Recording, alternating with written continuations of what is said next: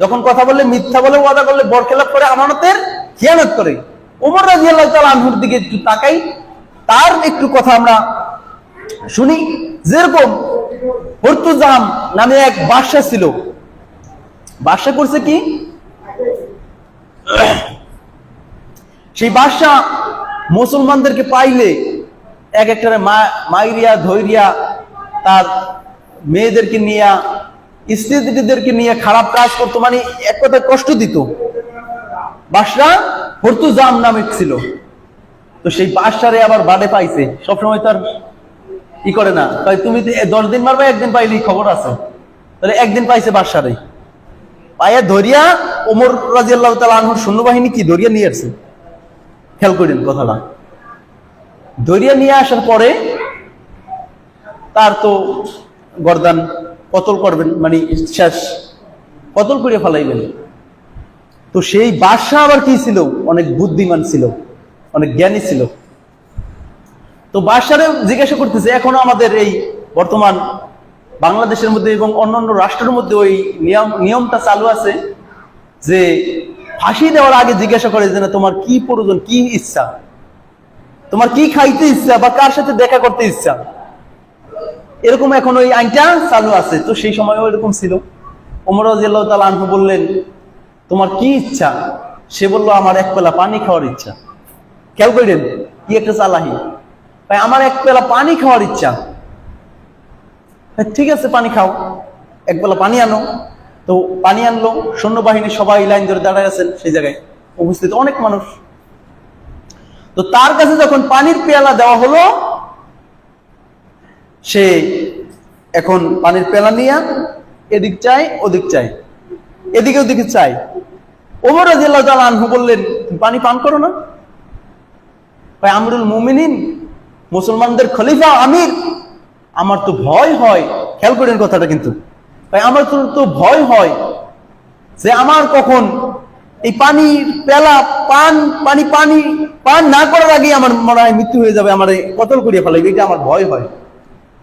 তখন ওমর বললেন, আমার কথা আমি যে পর্যন্ত তোমাকে হুকুম না দেব সেই পর্যন্ত তো কতল করবেই না, তারপর আমার ভয় হয়।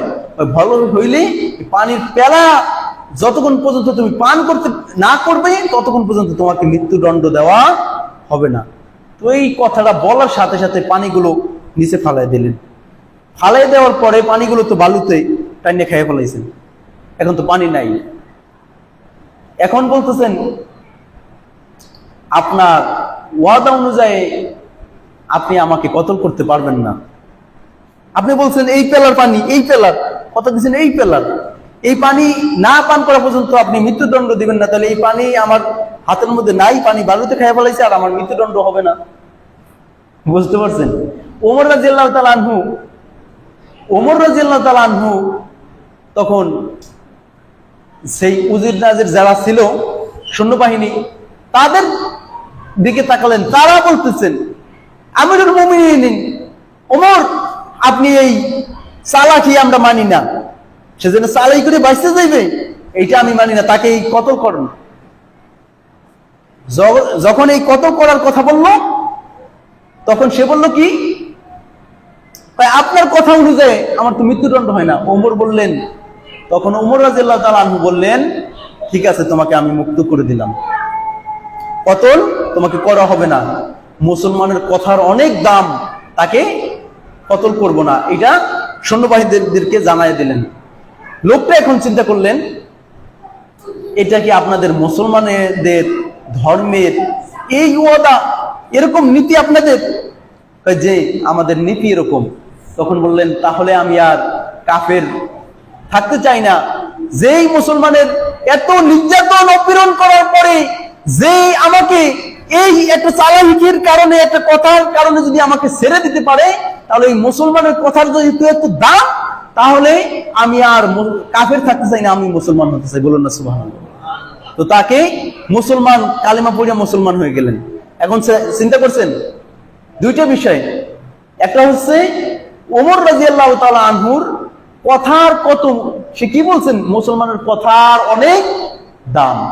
এখন আমাদের মুসলমানের এই যে হালকা, আমরা মসজিদের ইমাম সাহেব বলেন, মুফতি সাহেব বলেন, এলাকার মানুষ বলেন, কথা আমরা ওয়াদা না ঠিক থাকার কারণে আমরা কি হালকা হয়ে যাইতেছি, ঠিক না? ওয়াদা আমরা দিয়া কি ওয়াদা পালন করি না, এই কারণে আমরা হালকা হয়ে যাইতেছি। আমাদের এরকম কথা দিয়া কথা পালন করতে হবে, আমি তো আমরা মুনাফিকের কাতারে কালকে কিয়ামতের ময়দানে দাঁড়াতে হবে আমাদের। দুইটা কথা সংক্ষেপে বলে শেষ করতেছি, সময় একেবারে কম। মুনাফিক, আমরা মুনাফিকি করে আমরা চিন্তা করি না, অথচ হামজা রাদিয়াল্লাহু তাআলা আনহু একদিন নিজেই বলতেছেন হামজা মুনাফিক হয়ে গিয়েছে, হামজা মুনাফিক হয়ে গিয়েছে। ঘর থেকে নিজেরটা নিজেই বাইর হইতেছে আর বলতেছেন হামজা মুনাফিক হয়ে গিয়েছে, হামজা মুনাফিক হয়ে গিয়েছে। এই কথা বলার পরে সামনেই পড়লো আবু বকর। আবু বকর রাদিয়াল্লাহু তাআলা আনহু দেখলেন হামজা রাদিয়াল্লাহু তাআলা আনহু বলতেছেন হামজা মুনাফিক হয়ে গিয়েছে। হামজা রাদিয়াল্লাহু তাআলা আনহুকে জিজ্ঞাসা করলেন, ভাই হামজা, আপনি কেন বলতেছেন হামজা মুনাফিক হয়ে গিয়েছে? বললেন, ভাইজান, আমি যখন নবীর দরবারে থাকি তখন আমি দেখতে পাই যে ডান সাইডে আমার জান্নাত, বাম সাইডে আমার জাহান্নাম, এরকম আমাদের অনুভব হয়। আর যখন আমরা বাসার মধ্যে চলে যাই তখন আমাদের স্ত্রী, পরিবার, পরিজনের সাথে হাসি ঠাট্টা করতে করতে আর এই কথা স্মরণ হয় না। আবু বকর রাদিয়াল্লাহু তাআলা আনহু বললেন, আমার তো তাহলে একই অবস্থা, আমিও তো তাহলে মুনাফিক হয়ে গিয়েছি। চলো চলো যাই, আমরা মুহাম্মাদুর রাসূলুল্লাহ সাল্লাল্লাহু আলাইহি সাল্লামের কাছে চলে যাই। মুহাম্মাদুর রাসূলুল্লাহ সাল্লাল্লাহু আলাইহি সাল্লামের কাছে যখনই চলে গেল, যাওয়ার পরে নবীকে বলতেছেন হামজা মুনাফিক হয়ে গিয়েছে, আবু বকর মুনাফিক হয়ে গিয়েছে। আল্লাহর নবী বললেন, তোমরা কেন বলতেছো তোমরা মুনাফিক হয়ে গিয়েছো? আল্লাহর নবী কথা বলার পরে দুজন বললেন, ওগো আল্লাহর নবী, আমরা এই কারণে বলতেছি, আমরা আপনার দরবারে থাকলে আমাদের অবস্থা একরকম থাকে, আর আমরা যখন বাড়িতে যাই আমাদের অবস্থা আরেক রকম হয়ে যায়, পরিবর্তন হয়ে যায়। আল্লাহর নবী বললেন, না, তোমরা মুনাফিক হও না, এইটাই তোমাদের স্বাভাবিক, এইটাই তোমাদের স্বাভাবিক। আমার দরবারে থাকলে একরকম, বাড়িতে থাকলে আরেক রকম। এই যে এখানে বসছেন, আপনাদের মন মানসিকতা একরকম না, বাড়িতে থাকলে দেখবেন আরেক রকম মন মানসিকতা হয়, ঠিক না? তো এরকম তারা মুনাফিকের চিন্তা করছেন। এমনকি আবু বকর রাদিয়াল্লাহু তাআলা আনহু এবং ওমর রাদিয়াল্লাহু তাআলা আনহু সে জান্নাতের সার্টিফিকেট পাইছেন। 10 জন জান্নাতি সার্টিফিকেটের মধ্যে একজন হচ্ছেন ওমর। ওমর রাদিয়াল্লাহু তাআলা আনহু নবীর ইন্তেকাল হওয়ার পরে, যখনই নবীর ইন্তেকাল হলো, মুনাফিকের একটা লিস্ট করা হয়েছিল, সেই লিস্টটা সংক্ষেপে শেষ করে দিতেছি।